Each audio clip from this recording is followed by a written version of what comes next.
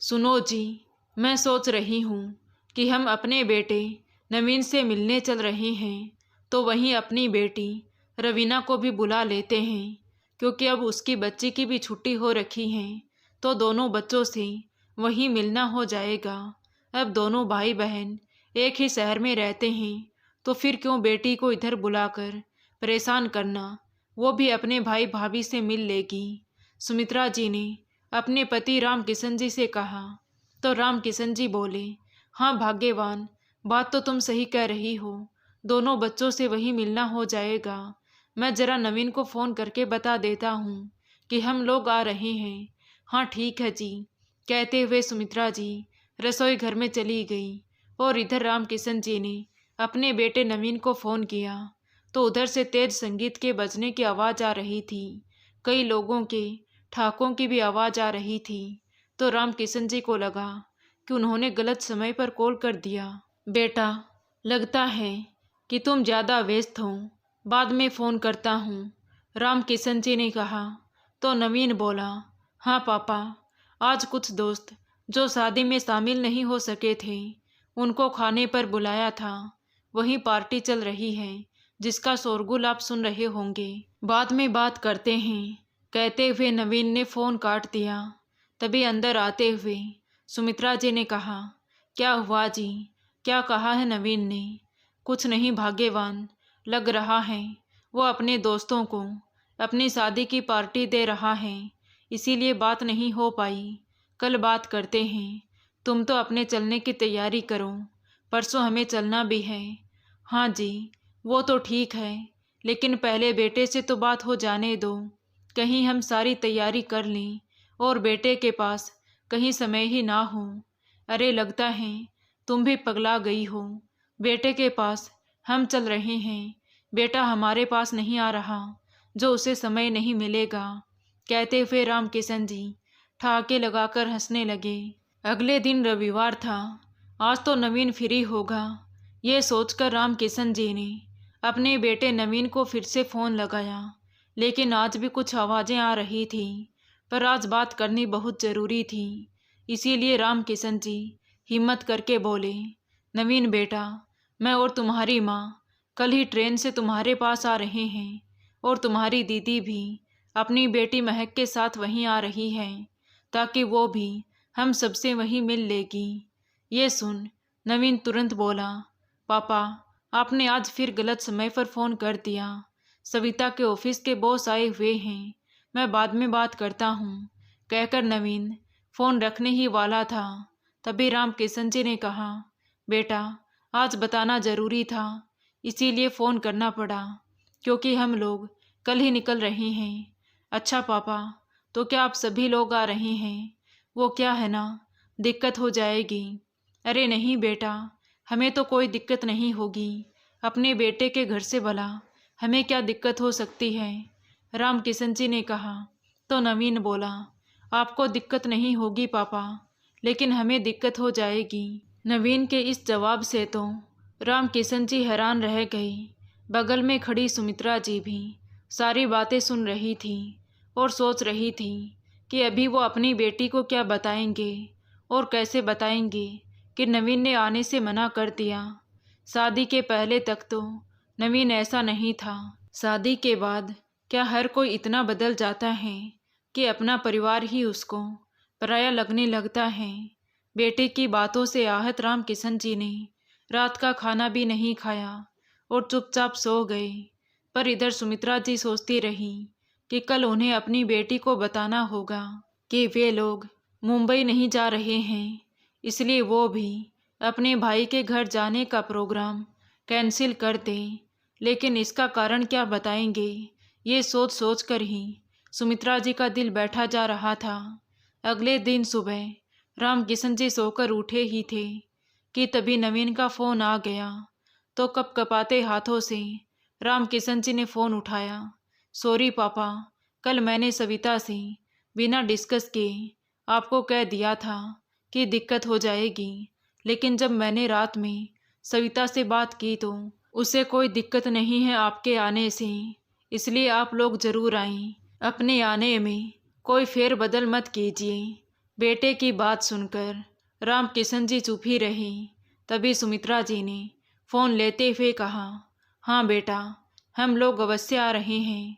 कहकर सुमित्रा जी ने फ़ोन रख दिया और राम किशन जी को झकझोरते हुए बोली, देखो जी, मैं कह रही थी ना कि हमारी बहू बहुत संस्कारी है, वो सब संभाल लेगी।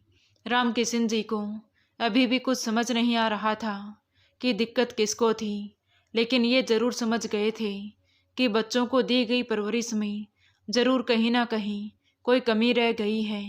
इसीलिए तो बेटा अपने डिसीजन खुद नहीं ले सकता। खैर जो भी था, अब वे दोनों पति पत्नी अपने बेटे बहू के पास जाने की तैयारी में लग गए और अपनी बेटी रवीना को भी फ़ोन करके बता दिया कि वो लोग अभी निकल रहे हैं, तुम भी आने की तैयारी कर लो। ट्रेन में बैठते ही राम किशन जी ने अपने बेटे के पास फ़ोन किया कि वो लोग कल सुबह तक पहुंच जाएंगे। तो बेटे ने भी हामी भरते हुए कहा, हाँ पिताजी ठीक है, लेकिन अगर मुझे थोड़ी देर हो भी जाए तो आप लोग स्टेशन पर ही रुक जाना, मैं लेने आ जाऊंगा। अगले दिन सुबह 6 बजे स्टेशन पर उतरते ही राम किशन जी ने अपने बेटे के पास फ़ोन मिलाया, पर नवीन ने फ़ोन नहीं उठाया। तो चिंतित होते हुए सुमित्रा जी से पूछा, सुमित्रा, अब क्या किया जाए? नवीन तो फ़ोन भी नहीं उठा रहा। कोई बात नहीं जी, एक बार फिर कॉल कीजिए, वो नहीं तो बहू ज़रूर फ़ोन उठाएगी। सुमित्रा जी को नवीन से ज़्यादा बहू पर विश्वास था।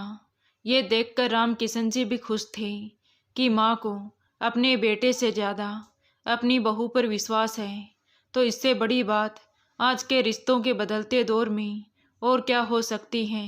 सोचते हुए राम किशन जी ने बेटे को फिर से कॉल किया, तो इस बार बेटे ने ही फ़ोन उठा लिया।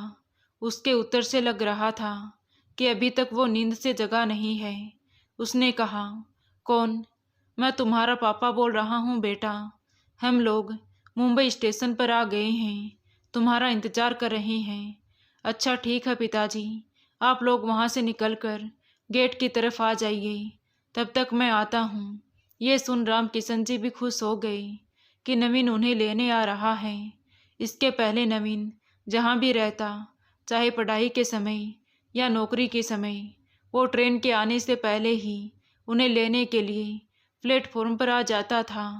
लेकिन आज पहली बार ऐसा हुआ, खासकर शादी के बाद, कि वो उन्हें रिसीव करने के लिए ट्रेन आने से पहले प्लेटफॉर्म पर मौजूद नहीं था।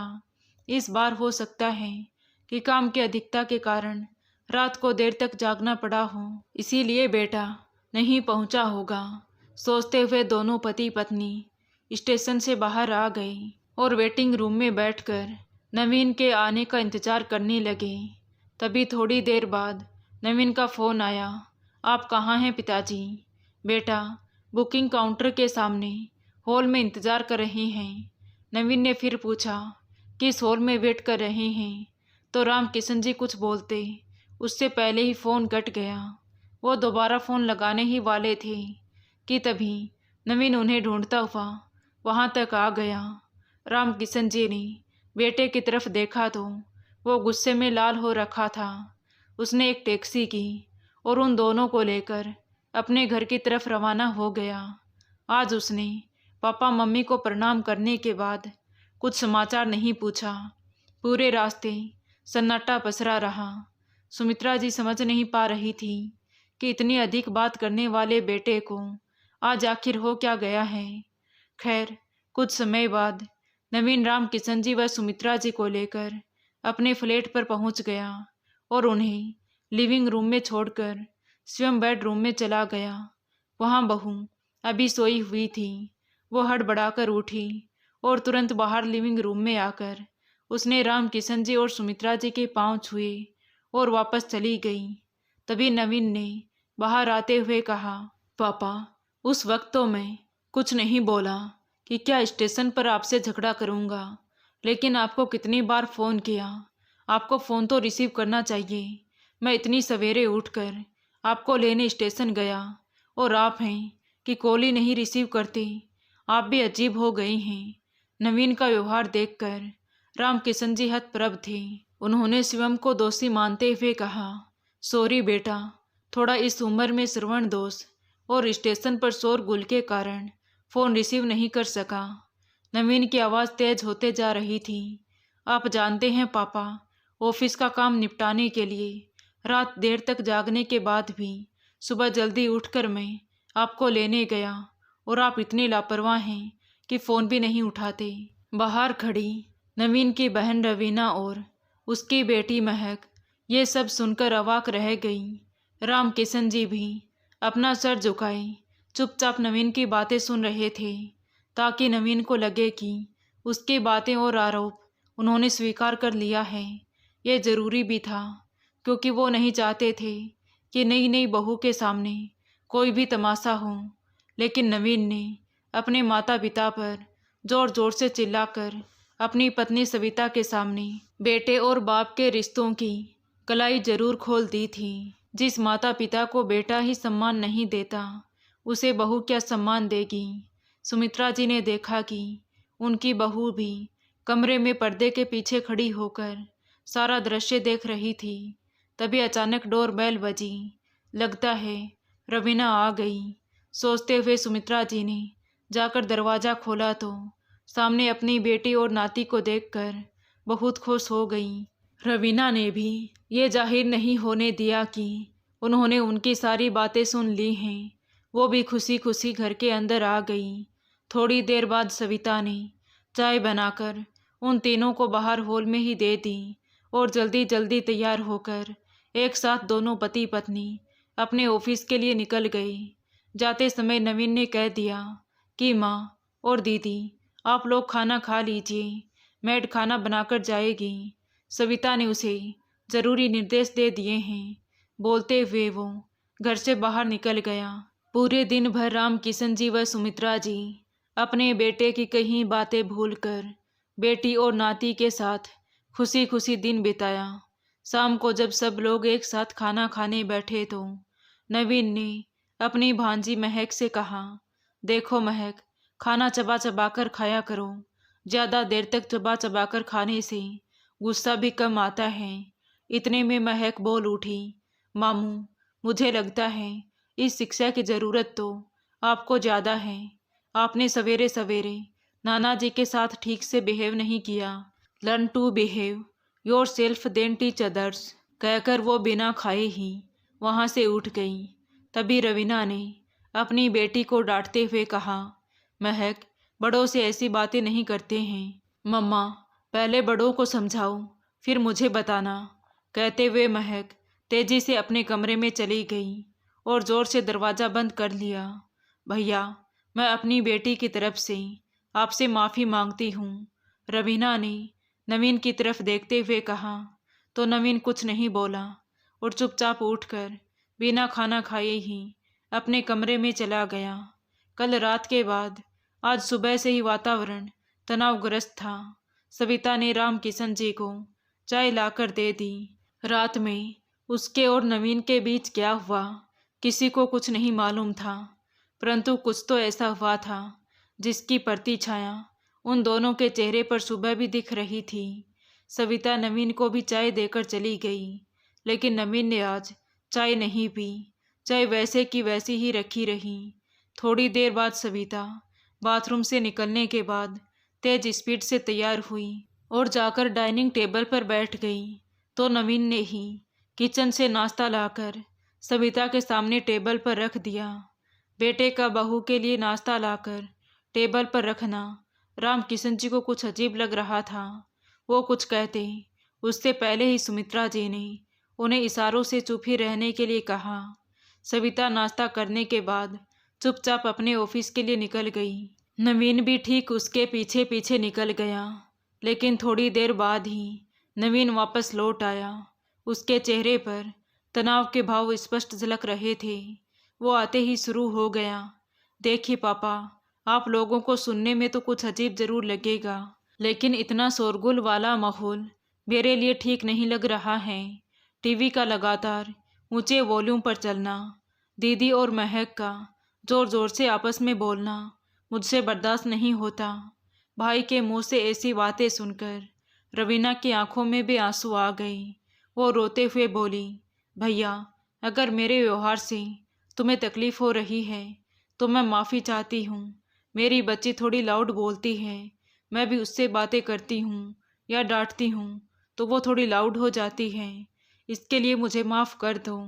राम किशन जी पूजा पाठ कर रहे थे, उनसे रहा नहीं गया। वो पूजा के बीच में ही उठ गए। उनकी आदत हमेशा सुनने की ही रही है। वे दूसरे की बातें पहले अच्छी तरह सुनते हैं, उसके बाद ही अपनी प्रतिक्रिया जाहिर करते हैं ताकि विरोध और विवाद शांत हो जाएं। लेकिन जब पानी सर से ऊपर निकल जाए तो इस तरह से फट पड़ते हैं जैसे भूचाल आ गया हो। आज भी वो भर्रा गए।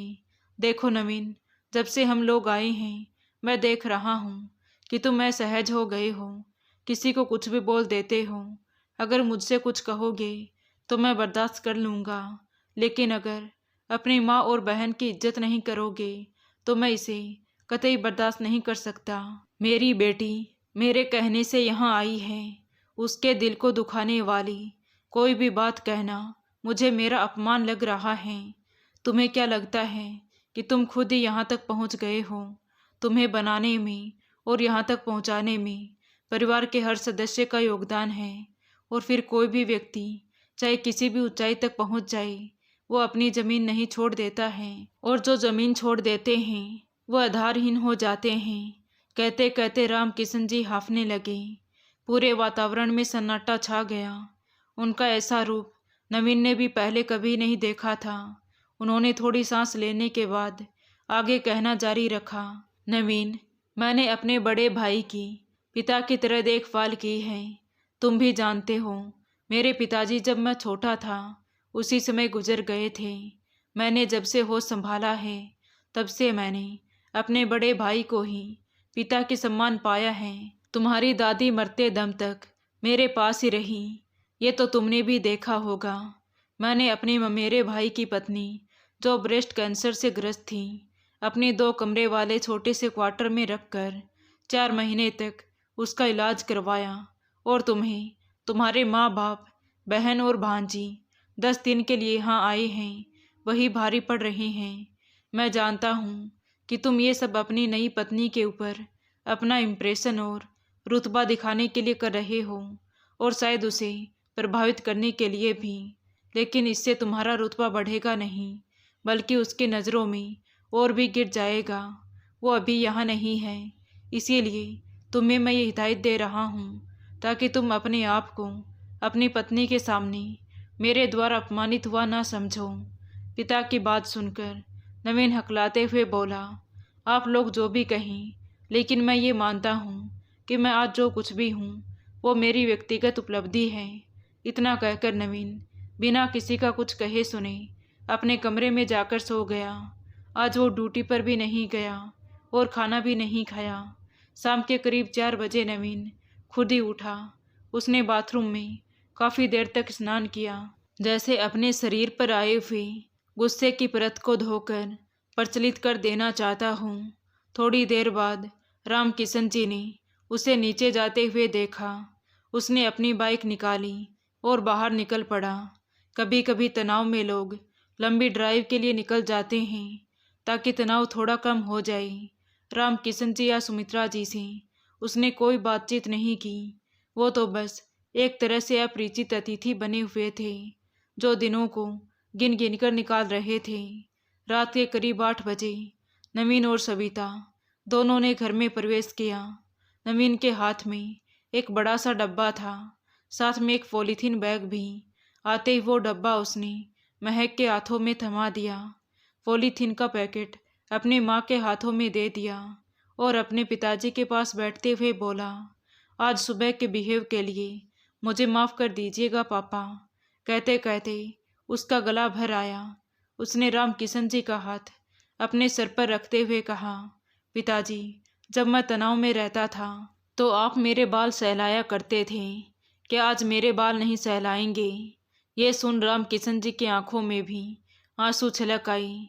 तभी नवीन ने कहा, पापा, आज सुबह आपने मुझे जो कुछ भी सुनाया वो मुझे बहुत अच्छा लगा, लेकिन माँ, तुमने मुझे क्यों नहीं डांटा? तुम बचपन में मुझे डांट देती थी तो मेरे सारे गलत काम सही हो जाते थे। उसने देखा कि सारे लोग चुप हैं। उसने फिर कहना जारी रखा, और दीदी, तुम मेरे कहने पर सिर्फ टेसवे बहाने लगी। जब मैं छोटा था तो मेरी गलतियों पर कितना डांटती थी, बोलती थी कि माँ से शिकायत कर दूंगी। हालांकि माँ से कभी तुमने मेरी शिकायत नहीं की, लेकिन तुम्हारी इस तरह की धमकी से मैं सीधा होकर रास्ते पर आ जाता था। आज तुमने भी मुझे बदला हुआ समझ लिया, थोड़ा सा भी नहीं डांटा और खुद रोने लगी। आज अगर पापा नहीं डांटते तो मुझे कोई डांटने वाला ही नहीं था। ऐसे क्या मैं इतना बड़ा हो गया कि तुम मुझे कुछ कह भी नहीं सकते। कहते हुए नवीन की आंखों से झरझर आंसू बहने लगे। तभी पीछे से किसी ने उसकी शर्ट खींची। नवीन ने पीछे मुड़कर देखा तो महक रो रही थी। आई एम सॉरी मामू, मुझे माफ़ कर दीजिए। मुझे कल रात को ऐसे नहीं बोलना चाहिए था। तो नवीन ने उसे अपने गले से लगा लिया। कोई बात नहीं बेटा, कभी कभी छोटे भी बड़ों को बहुत कुछ सिखा जाते हैं। तभी नवीन ने फिर से कहा, माँ पापा, मैं कितना भी बड़ा हो जाऊं, लेकिन आप लोगों के लिए हमेशा छोटा ही रहूँगा। मेरी गलती पर आप लोग मुझे बेझिझक डांट लगा सकते हैं। नवीन बोल ही रहा था, तभी दरवाजे की बेल बजी तो सविता ने जाकर दरवाज़ा खोला। 2 आदमी एक बड़ा सा कार्टून लेकर अंदर आए। इसमें क्या है बेटा? सुमित्रा जी ने कहा। तो सविता बोली, माँ जी, इसमें एसी है। रात को आप लोगों को भी गर्मी लगती होगी, इसीलिए एक एसी और खरीद लिया। अरे बेटा, इसकी क्या ज़रूरत थी? हम तो 5-10 दिन रहेंगे। क्यों 10 दिन के लिए इतने पैसे बर्बाद किए हैं? नहीं माँ जी, 10 दिन नहीं, अब आप हमेशा ही हमारे साथ रहोगे। जब आपके बेटे बहू यहाँ पर हैं तो आप लोग गांव में क्या करोगे? सुमित्रा जी कुछ कहती उससे पहले ही नवीन ने कहा, नहीं माँ, अब कुछ और नहीं। आज से आप लोग हमारे साथ ही रहोगे, और दीदी तुम भी अब महक की छुट्टियाँ हमारे पास ही बिताओगी। भाई के मुंह से ये सुन रवीना की आंखों में भी खुशी से आंसू छलक आई। इधर राम किशन जी और सुमित्रा जी भी अपने बेटे के बदले हुए व्यवहार को देखकर बहुत खुश हो रहे थे। आज सबके मन के गीले शिकवे दूर हो चुके थे। तो दोस्तों, आपको ये कहानी कैसी लगी कमेंट करके ज़रूर बताएं। कहानी अच्छी लगी हो तो प्लीज़ वीडियो को लाइक करें, शेयर करें और हमारे चैनल कहानी विद देवांशी को सब्सक्राइब ज़रूर करें। Thank you.